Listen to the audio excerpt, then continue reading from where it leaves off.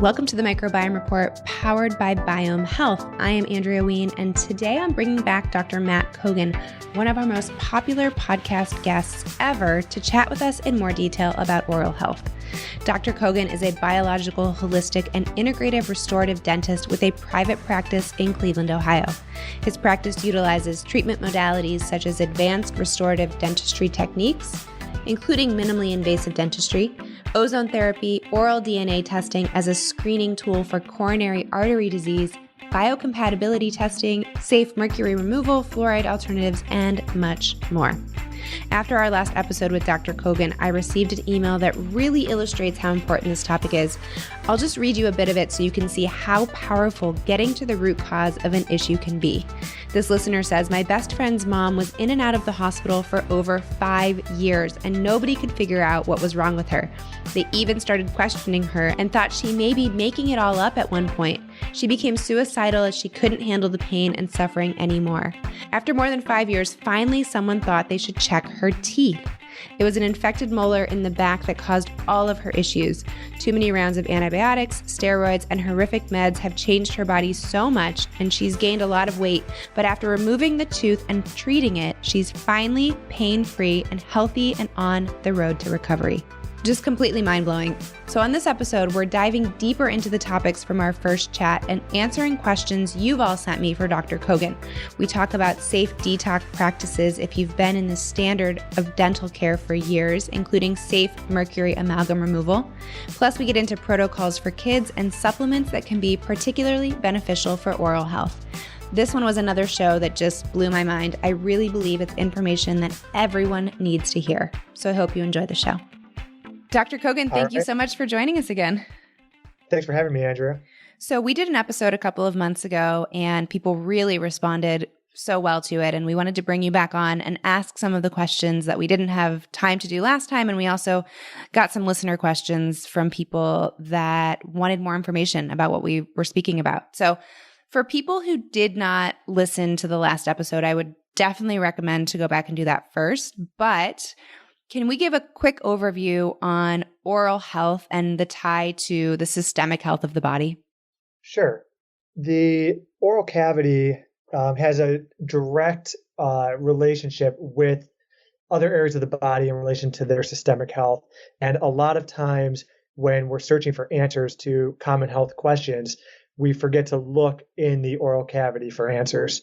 These can include hidden infections, dental materials that are causing inflammatory responses in the patient, and all sorts of other sorts of viruses or bacteria that are present that are causing problems elsewhere. And again, people sometimes forget to look at these areas, and they come up empty-handed when they are trying to find solutions for their overall health problems. Great. Okay. And again, I would recommend if you're new to all of this, please go back and listen to our last episode. So we talked about this in the last episode, just in terms of procedures that people may have had in conventional dental. And I think most people are willing to accept, if they've listened to that show and the people I've talked to, that maybe some of the things they've had done have been harmful. So mercury amalgam fillings, root canals.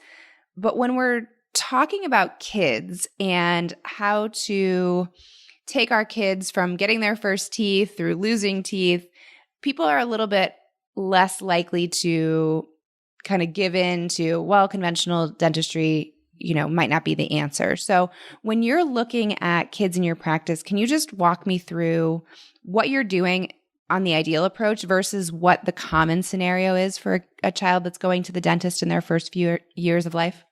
I would generally like to start with really getting a great start, which would involve the parents in preconception and conception, because that's really where we can start to make changes and have benefits for this child even before they're born. So we like to work on preconception health of both of the parents in order to have the healthiest child they can have and have the healthiest birthing practices they can have. So if they come to me before and they say, we're planning on having children, I would give them some pointers that, that they can do for themselves in order to optimize the health of this new baby that they're bringing into the world.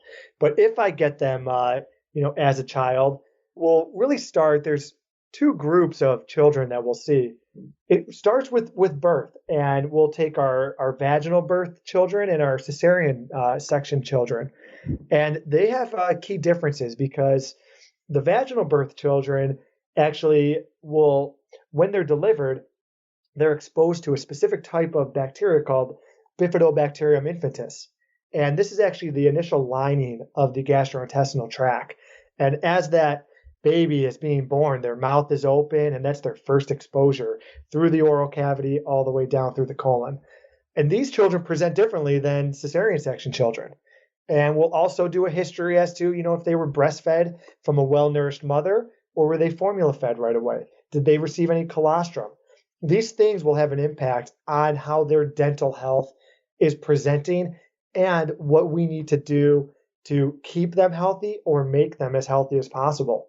So in the child that has been well nourished, has had a natural birth without intervention, breastfed from a well nourished mother, they generally don't need a whole lot of intervention. We want to support that child. We don't want to break down their biodiversity in their oral cavity or in their mouth. We want to respect it. So we want to use products that will embrace that and not kill it off, because that's a primer for their immune system.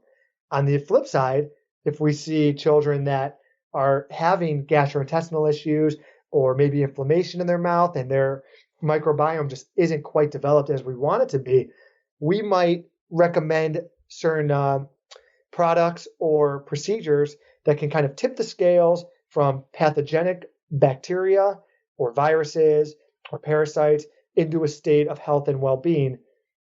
And in my practice, we would do that through a lot of natural remedies, and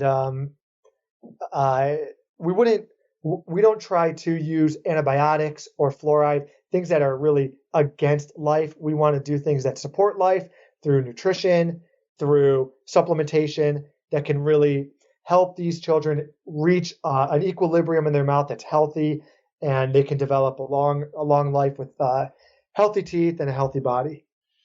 So typically when kids are going to a conventional dentist, they might be doing things like getting fluoride treatments or sealants. What are we trying to do with those procedures that we can perhaps do with more natural interventions like diet, lifestyle? So fluoride is an interesting one because the way that is kind of sold to parents is that it's an anti-cavity or an anti-caries treatment. If you fluoridate your child, you will prevent cavities in them. People don't know that fluoride was really never approved for that use. Fluoride has only been approved as a desensitizing agent. So there's a little bit of a public misconception about what they're actually doing with fluoride. But if we take that example of fluoride and we apply it to the child, fluoride acts as a poison. So it's a surface kill effect on the tooth surface, which sounds good. But in my perspective, if we think about a poison, that's not really conducive to life and longevity and health. So we have other alternatives. In that instance, if we thought someone was at a high risk for developing a cavity or high risk with a sensitive tooth, I would choose to use a nutrient like iodine in replace of fluoride, which would be a difference in my practice compared to a conventional quote unquote practice. We want to use things that the body can assimilate, that can make that child strong and robust, and really end up creating a response where they don't end up having these deeper problems that you referenced later in life, like root canals and all these other things. Whereas fluoride could have long-term effects that are not conducive to health. So when I brought Miles in, Miles is my son for those listeners who don't know, and he's about 16 months now, you asked me some very interesting questions. And one of them was around mouth breathing. And you also talked with me when I came in for my exam about mouth breathing. So I think a lot of people think mouth breathing is one of those things in our culture, like, oh, maybe it's a little bit funny, maybe the nerdy kid did it, but like, why is mouth breathing so detrimental, and how can we start to remedy this? That's a really good question. And I think this is one of the most important things that parents need to pay attention to. So within your mouth and nose, you have one of the most powerful molecules for our health. And a lot of people have heard nitric oxide. Some people are unfamiliar with it, but nitric oxide, it upregulates blood perfusion, strengthens your gut barrier, it increases your mitochondrial energy. And people don't know, but there's really two ways to boost your nitric oxide. One, you can breathe through your nose, and two, you can maintain healthy oral bacteria. And we could talk about how this relates to using mouthwash and other things. But so nitric oxide is produced by pretty much every type of cell in the human body. It's really important for blood vessel health. So it's a vasodilator, and that means it relaxes the inner muscles of the blood vessels. So it causes those vessels to widen. And nitric oxide then increases, and it will lower your blood pressure, which we all know is good for health. When we get into, what does mouth breathing do? Mouth breathing will actually bypass our ability to create nitric oxide. We create nitric oxide when we breathe through the nostrils. And there's a lot of studies that show even alternating nostril breaths will increase your nitric oxide. So just imagine that we have a child from day one, they're only breathing through their nose. Well, that's just all we see is that kind of funny, mouth open, take a video, but we're not realizing that we're bypassing our natural ability to create nitric oxide. And so I think mouth breathing and at a young age is a red flag and should be corrected as early as possible. And that is a huge indicator for overall health, including gut health, which doesn't get talked about a lot. And so in my practice, if we see mouth breathing at a young age, we typically intervene immediately to try to correct that. And I can speak to what we've done with Miles because he does do some mouth breathing at night and even during the day. But what are you looking to do in a child that is mouth breathing? So in a child, it's really, obviously, you cannot rationalize with them. So we want to use appliances that will start to stimulate the musculature that is starting to tell the tongue where we want it to go in order to develop the palate. So the tongue typically should be resting behind your upper front teeth. But in children that mouth breathe, they'll rest their tongue typically under their lower front teeth.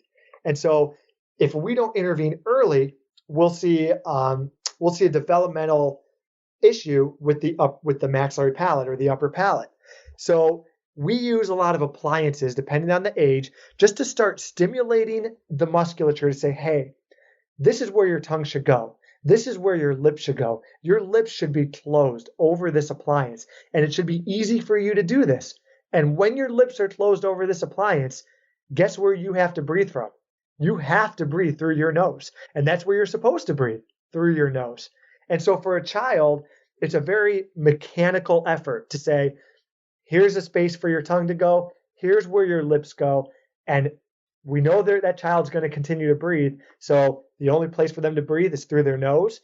And young children in particular respond very, very well to this sort of appliance therapy at a young age. The longer you go, you can't teach an old dog new tricks. As the habits get worse and worse, the reversal becomes more difficult. So early intervention with mouth breathing is I think one of the most beneficial things a dentist can provide you to your child at a very early age. That's really helpful. And I think there's 2 points I want to make. One, and listeners will think I'm crazy, I have started to notice, I think more so in times of high stress, that I will find myself mouth breathing at night. Like I'll wake up and be parched or, drooling on my pillow or something like that.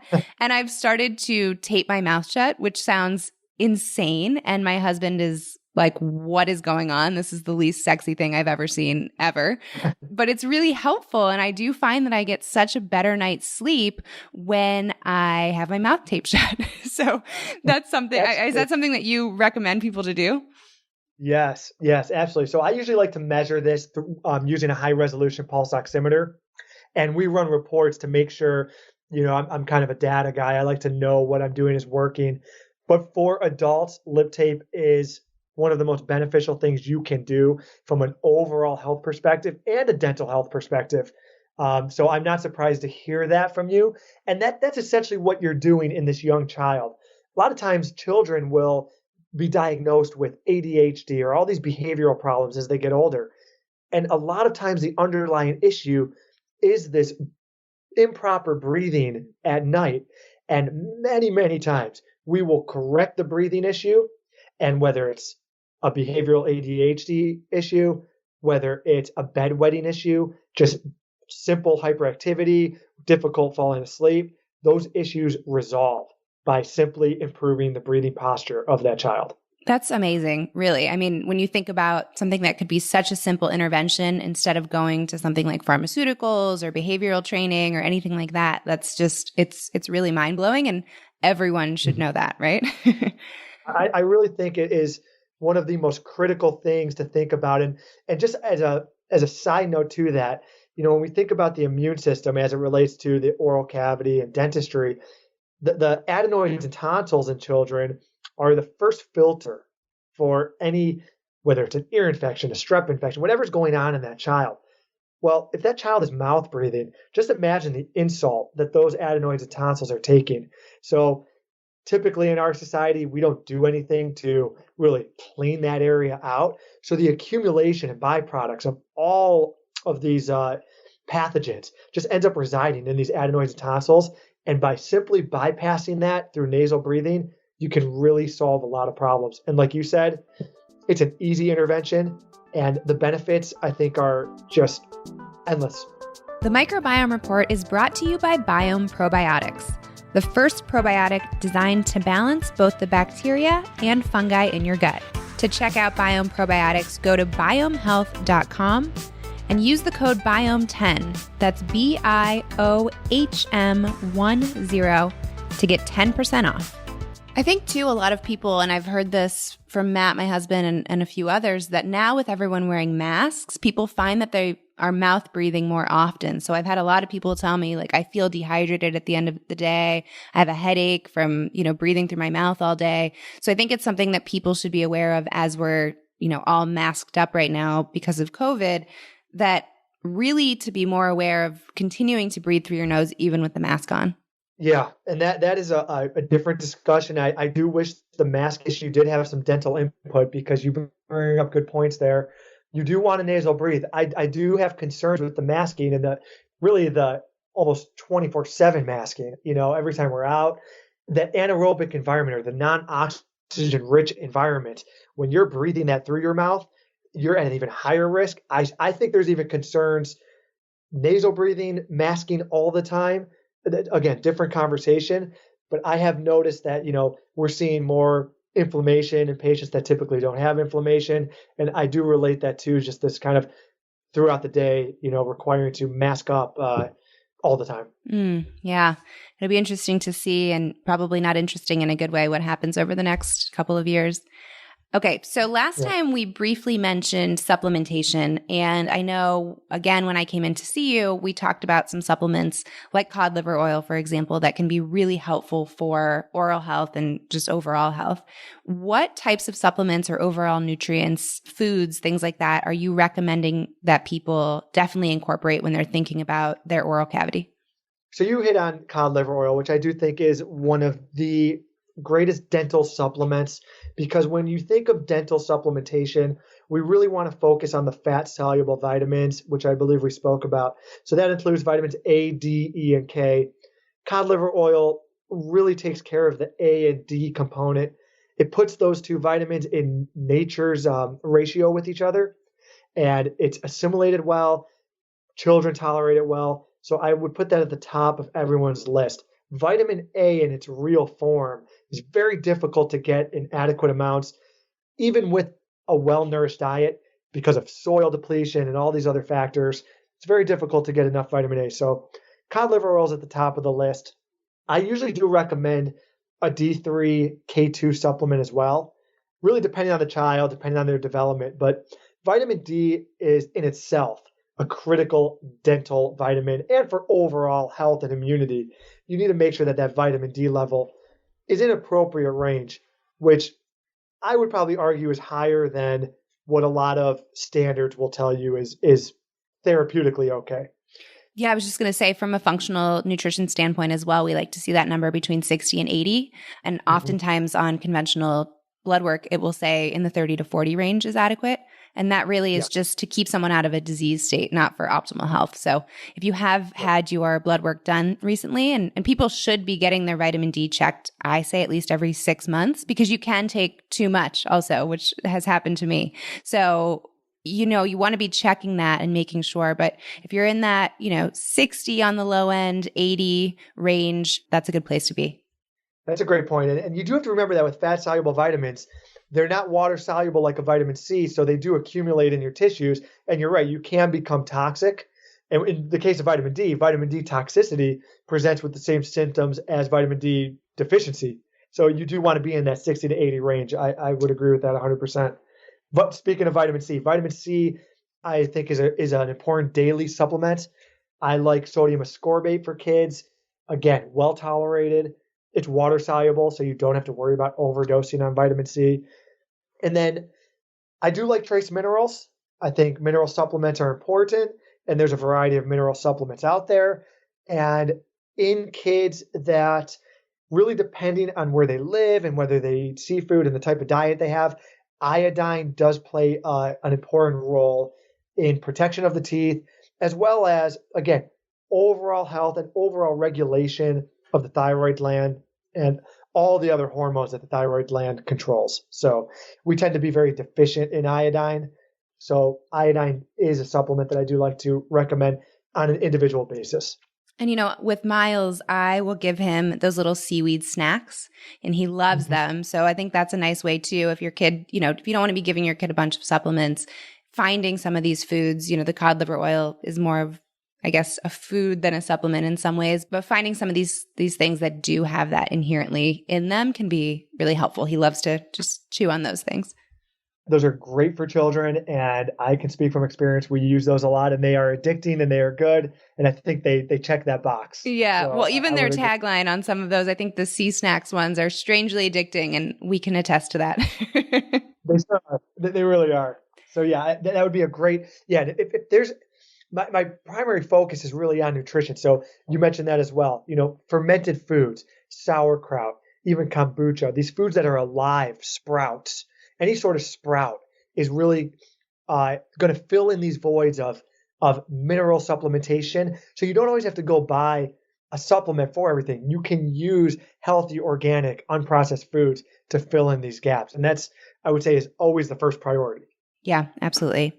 Okay, let's switch gears a bit. So, we talked last time about some procedures that are harmful, but we didn't get into really mercury fillings and why those are so detrimental, and then some safe alternatives and also some detox. So, just to kind of give the listener an idea of where we're going. So, let's just start with why mercury fillings can be problematic. All right. So on a basic level, we have to understand that mercury fillings or silver fillings, as they're called, they contain 45 to 55% elemental mercury. Elemental mercury is the most toxic non-radioactive element on Earth. So that's where we have to start with this discussion. Then we have to talk about how mercury reacts with our body. When does it become harmful and where does it become harmful? So when we put it in teeth, there's a temperature dependency on mercury. And really, mercury is dangerous when it turns into a vapor. So when we put this mercury filling into a tooth, there will always be a vapor released from this. And it will be increased whether we have a cup of coffee, whether we brush it, all these things, whether we grind our teeth. And you'll have an increased output of mercury. Now, it depends how much mercury there is. It also depends what else is in that patient's mouth, and it depends where it is in the mouth. But mercury has a tendency to act on the neurological system. So that's why you'll see that the symptoms associated with exposure to mercury are generally neurological. So there are a lot of mental and emotional symptoms, and then there's physical symptoms that come with it. So mercury will damage a lot of the cells in the central nervous system. They call those astrocytes. And it will also interfere with the uptake of neurotransmitters. So the neurotransmitters that we think of, like dopamine or serotonin or acetylcholine, norepinephrine, These all play a pivotal role in our mood regulation. They play a pivotal role in our neuronal health as to how our nervous system develops. And so once this gets into our central nervous system, it becomes very difficult to get this out. So I would tell anyone, don't think of this discussion as a color, silver filling or white filling. Think of this as a health decision as to what you're making. And the first recommendation is just don't have a mercury filling placed into your mouth. Now, if you have a mercury filling in your mouth, there are things you can do to detoxify. And with me, I'll generally work with a physician on this to take care of some of the detoxification. And we'll do some of the detoxification as well. What people have to be careful about is you have to be careful detoxifying from mercury and mercury fillings while you still have mercury in your mouth. So the first recommendation is to find someone who will take the time to remove these fillings in the safest manner. And these include protocols that really go to great lengths to try to reduce your exposure to this mercury particulate matter or this vaporization.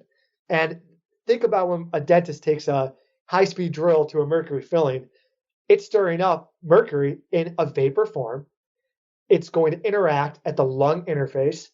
It will maybe take 2 trips around your bloodstream, and then it will kind of lock into that organ system wherever it is. So whether that mercury ends up in the brain or the central nervous system or wherever it may be, now the challenge becomes, how do we get this out?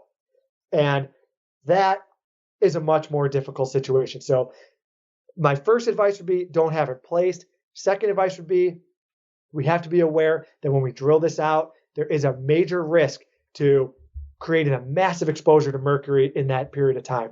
Now, are there any, just a quick question before we move on, are there any organizations that people can look for a dentist that knows how to do a safe removal? Yes. So there is the main organization that I would look to. It's called the IAOMT, and that stands for the International Academy of Oral Medicine and Toxicology. And they have a certification program where participant dentists can go through and essentially show this organization that they've taken the steps in order to do this in a different way, to take out mercury in a different way. And they should have a directory of certified dentists that people can look to in order to have this done. Okay, great. That's really helpful because I think sometimes people will talk to a dentist. My dad, for example, has silver fillings and he's gotten some of them removed and not done in a way that, I would recommend, where a dentist is just going in and drilling and taking them out. And so I think sometimes people will hear from their dentist, oh, it's totally safe the way that I do it, but knowing exactly what steps should be taken can be really helpful for people. One thing I always tell people, if the room doesn't look like you're going to outer space, they probably haven't taken the precaution that I personally believe is necessary. Really, the only thing exposed in your body should be that tooth. And there really needs to be proper ventilation, proper air filtration that can handle the toxic effects of mercury.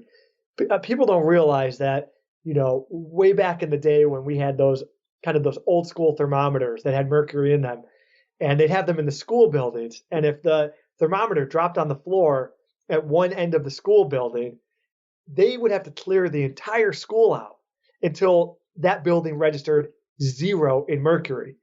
But if we take that same measurement tool to the mouth when we are drilling out mercury, people would be astonished to find the levels of mercury in the air when you're drilling this stuff out. And again, if you're inhaling that and bringing it to the lung interface where it's going to distribute to the rest of the body, you're looking for a problem that could be much more difficult to resolve down the road than it would be just to do this in maybe a safe way from the onset. Yeah, it's really just shocking. And, the FDA actually just came out after so many years of saying that mercury amalgams were fine. They just came out and ruled that actually in some populations, which we could argue on the show, it's all populations, but they limited it to some populations who may be at high risk, pregnant women, elderly, and children, that they are harmful. So I think it's interesting now that the FDA is even starting to put some things out there and, it's hitting the mainstream.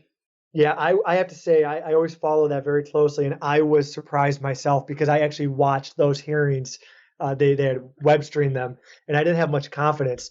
But I think this is an issue. This is a over 100-year argument that we're still having. And when they actually came out, and one of their recommendations was children, especially if they're under 6 years of age. And they also said pre-existing neurological disease, such as multiple sclerosis, Alzheimer's, or Parkinson's, that used to be really sacrilegious to implicate those conditions with mercury. And so I think the tide is turning a bit on this. I still think it's going to be a slow turn because there are bureaucratic organizations that want to protect these interests. But that being said, I was happy to see those recommendations come out. Yeah, and we also had a past guest, Josh Katalis, did a whole video on this, fairly short, a few minute video, about just how chemicals come into our environment and how long it takes, roughly 20 years, for them to kind of go through the process of whether or not they're safe. And he talks specifically about these mercury fillings. So I'm going to link to that for people who are interested in seeing that at biomehealth.com in our show notes page. Okay, so let's move on to safe alternatives. So, people might be listening to this and saying, great, but I need to have my tooth filled. I had a cavity. What can I do instead? Okay, so there are so many great alternatives nowadays that people have the options for. And people can really take this however far they want to. And I really base, as a clinician, I base these decisions based on the overall health of the patient. So I'm always looking at the big picture. If someone presents to me and they're healthy, they haven't been on antibiotics, throughout their whole life, they're vibrant, they eat well, they exercise, generally we'll try to use dental materials that are inert. One thing that people don't know is a lot of these dental materials have fluoride in them, and they will constantly produce fluoride as they're in the mouth. So I'll use materials that are fluoride free, that don't have bisphenol A or BPA, that don't have phthalates. And these include filling materials and also ceramic materials. Now, in the population that presents with more complex medical histories and more complex dental situations, there is testing that you can do in order to check your sensitivities or your immune response to dental materials. This can be done with a simple blood draw, where you can have your blood taken, and we essentially take that sample of blood in a laboratory and we match it to every dental material that we could possibly use, including implants or filling materials or ceramics. And it will come back with a very lengthy report saying, Andrea, you are either sufficient for this or not sufficient. And in someone that's really compromised with chronic illness, I think this is a great thing to do because we don't want to tax that immune system any more than it needs to be. And the reality is there's really no way to know, because even if I'm using something that's good for 95% of the population, I need a way to discern where that 5% is. And I don't want to make that person worse. So this biocompatibility testing is a great tool we have for people that are really sensitive and really need to know, hey, is my immune system going to start to produce, an inflammatory response to this? Or am I going to be able to use pretty much what's safe for everyone and kind of get by okay because my immune system isn't taxed to begin with? And if someone wants that test, it's called biocompatibility testing?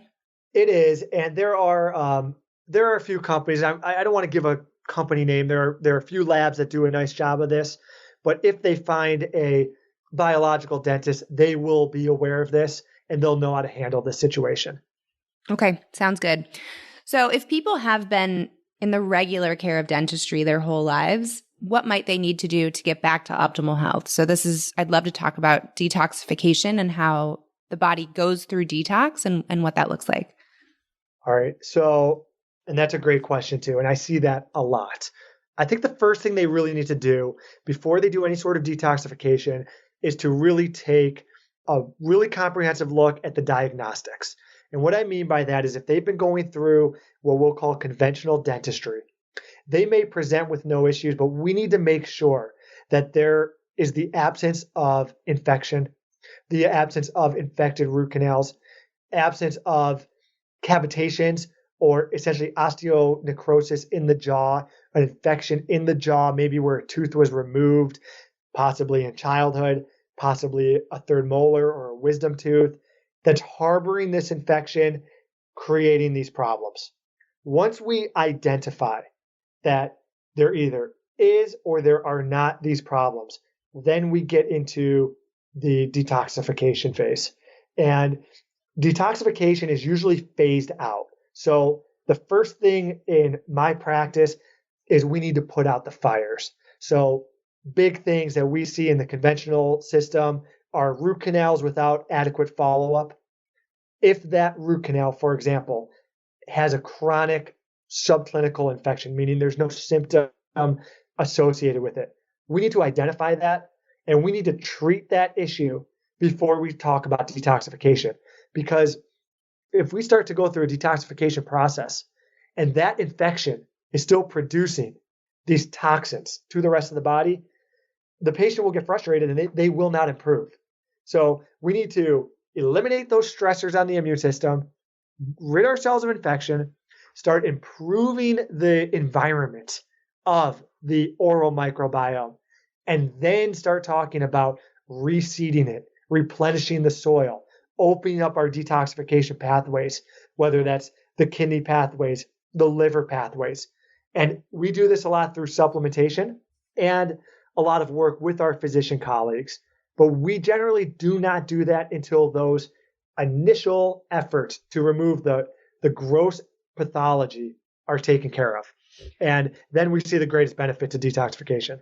I think too, and something I talk to patients about when they come to me, and I've seen across the board, and some people do it well and some people don't, and you touched on it, we have to make sure that those pathways of detox are open. So I'm never doing a detox if someone is constipated, right? Because what's the point of liberating all of these toxins out of the muscles or the fat tissue or wherever they might be stored, putting them into the body, sending them out to, be flushed down the toilet, and then having them get stopped up and reabsorbed into the body. So it's, making sure that you're drinking enough water, you're going to the bathroom regularly every day, if not multiple times a day, making sure those things are in place. And then secondarily, making sure we don't have any lingering gut issues going on. The microbiome is in a good place. We talk about leaky gut. Leaky gut essentially is the wall of your intestine breaking down and letting whatever is in your gut into your bloodstream. So similarly to the constipation, why would we liberate everything, send it down through the gut to be eliminated, and then have it get reabsorbed back in? So making sure we don't have leaky gut. If we have leaky gut, we can also talk about blood-brain barrier, so leaky brain, liberating toxins like heavy metals and mercury. If those are getting into the bloodstream, then they're crossing over and getting into the brain where they're much harder to liberate. So there's all of these pieces that need to be done before someone says, well, I'm just going to start detoxing. Absolutely. I mean, bowel therapy is very, very high on, it is the most important organ for detoxification, for immune regulation, for nutrition, neurotransmitters, primary source of toxicity, chronic infections, and inflammation. It's always in the bowel, always in the gut. So that really drives my protocol. I always follow like a basic 4-step protocol where first we want to, like I talked about, we want to remove the bad bugs, the allergenic foods, the contamination, the mercury fillings, toxic chemicals. We want to get all that cleaned up, the junk food, all the medicines, the antibiotics. We want to clear that up, remove those.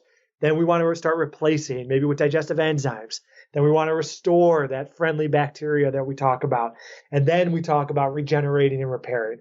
So if you go straight trying to regenerate and repair, but you haven't removed any of the bad bugs or replaced the enzymes, then you're just going to hit another dead end. And so the one thing that keeps people motivated is saying, look, when I remove this source of toxicity, I am starting to improve. That encourages them to go to the next step. Well, maybe I should start restoring my bowel in different ways. So I agree. I think that that detoxification efforts are really set for most people in the gut. Obviously, there are circumstances where people are so toxic in heavy metals, they may consider chelation therapy, however they may do that, to rid themselves of these metals. But it really, like you said, it starts in the gut, and you have to have these pathways open in the liver, in the kidneys, or you will just reabsorb these same chronic infections that have been burdening the system for so long. Okay, let's move on to some listener questions. So We put out a call last time for questions, and we had quite a few come in. We'll just touch on a few of them because I know we're running out of time. We talked about mouthwash last time, and someone was asking this time that they use hydrogen peroxide in lieu of mouthwash. Is that okay, or is that something that you would not recommend? All right, so I just want to clarify quickly on mouthwash. We talked about nitric oxide earlier. Mouthwash destroys bacteria in the mouth that can contribute to cavities, other dental issues, but mouthwash kills all types of bacteria. So that includes the beneficial bacteria that we want to keep around and the beneficial bacteria that produces nitric oxide. So, there are bacteria in the mouth that convert nitrate to nitric oxide. And that is, we spoke about the importance of nitric oxide. So to answer the question on hydrogen peroxide, there is a benefit in the right situation for, I would say, 1% food grade organic non-GMO peroxide. Although, again, I think in a healthy individual, I'm not so sure how necessary it is, but there is a place for it. Okay, that's great to know. Any signs maybe that you're overdoing it with that? Yeah, I really would base this on tissue health, gum health, consistency, whether there's bleeding. If you start to notice that the gum tissue is starting to look irritated, which it can with peroxide, then you need to back off. Okay, sounds good. Another question we have, someone read an article that posture can really affect teeth. So they were wondering if you could expand on this because, everyone's sitting over their computers these days, hunched over their screens. Are you seeing this in your practice that posture can really impact our tooth health? Yeah, and that's interesting because there's a lot of research that's starting to be done in this, and there is something to be said for this. So the listener has a good point. Really, when you talk about posture, what happens when you have poor posture? What happens is the tongue will actually go into improper posture as well. And we touched on how important that tongue posture is. Well, when the tongue then falls into the improper position, the tongue supports the neck and the spine. So it's kind of this vicious cycle of poor spine posture affects the tongue posture, which is now affecting the dental health and the overall health of this patient.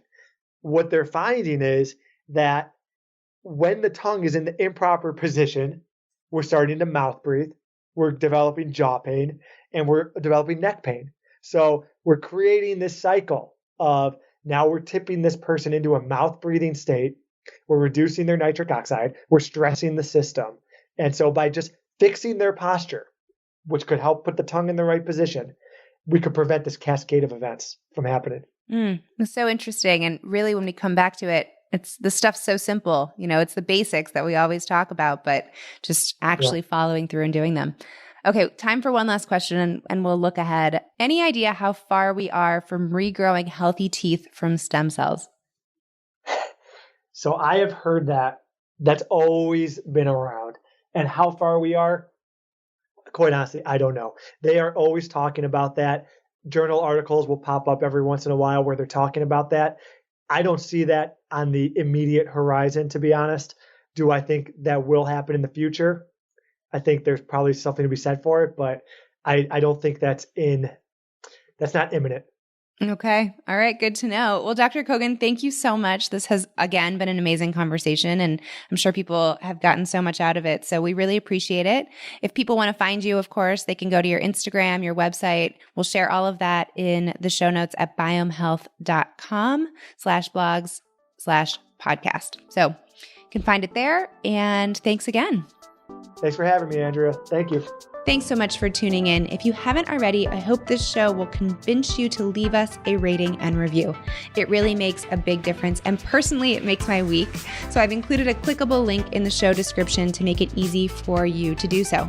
You can also check out our show notes at biomehealth.com/pages/podcast. And I want to remind everyone that Biome is offering a 10% code on any product on their website to podcast listeners. That code is BIOME10. Thanks again. I'm Andrea Ween, and I'll catch you next time.